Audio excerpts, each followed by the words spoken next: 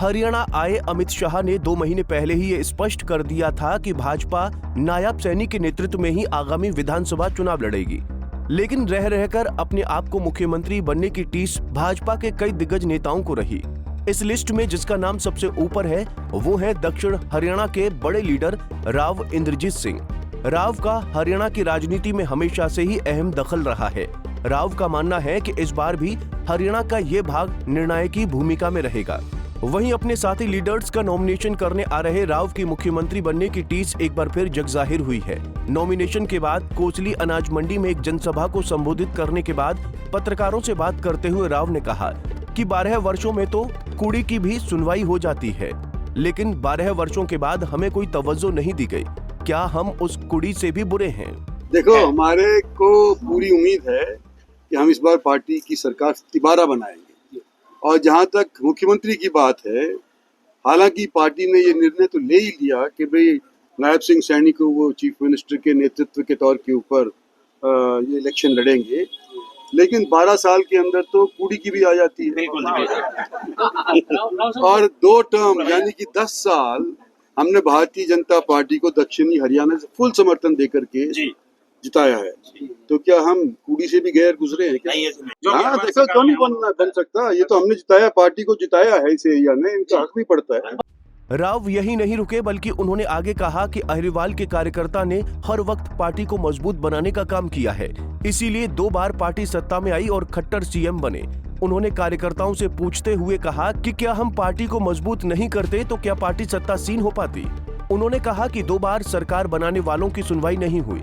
उन्होंने कहा कि हम तीसरी बार भी पार्टी को सत्तासीन कर सकते हैं। 10-12 साल के अंदर भारतीय जनता पार्टी, इसकी ताकत हरियाणा के अंदर दिन प्रतिदिन बढ़ी है। हमने बढ़ाई, इस क्षेत्र के लोगों ने भारतीय जनता पार्टी को सहयोग करके भारतीय जनता पार्टी की ताकत बनाई। 2 बार अगर सत्तासीन भारतीय जनता पार्टी हुई है तो आप लोगों के सहयोग की वजह से हुई है, नहीं तो इसके लिए हरियाणा के अंदर इतिहास के ऊपर आप नजर दौड़ा करके देखो, ज्यादा से ज्यादा हुआ करते थे और कम से कम 2 हुआ करते थे। इसके बीच में इनका नफरी इमेज आती थी जब से हरियाणा बना, जब से। और नरेंद्र भाई मोदी बने प्रधानमंत्री और मैंने ज्वाइन करी भारतीय जनता पार्टी। मेरे साथियों के साथ जब हम गिरे तो भाई 2 बार भारतीय जनता पार्टी चंडीगढ़ के अंदर सत्तासीन हो गई। हो सकता है कि सीटी रोड की कमजोरी दूसरी बार में आ गई हो, लेकिन हमारे यहाँ पर कमजोरी दूसरी बार भी नहीं है। वहीं रामविलास शर्मा के सवाल पर उन्होंने कहा कि हमें उम्मीद है कि जल्द ही वो अपना भरा गया पर्चा वापस ले लेंगे और मौजूदा प्रत्याशी की मजबूती से मदद करेंगे। देखो, हमारे सबसे पुराने नेता, जब मैं कांग्रेस में था तो उस टाइम भारतीय जनता पार्टी के 2 या 3 ज्यादा से ज्यादा एमएलए हुआ करते थे। एक बार ज्यादा थे जब मंगल सेन जीवित थे, लेकिन 2-3 के अलावा कोई कहानी नहीं थी।